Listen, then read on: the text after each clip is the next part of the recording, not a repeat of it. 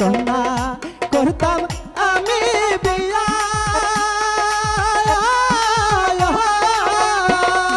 সত্যি বলছো?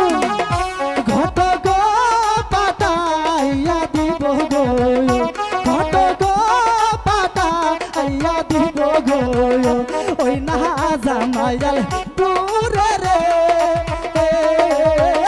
কুবা দেশের কন্যা তুমি রে।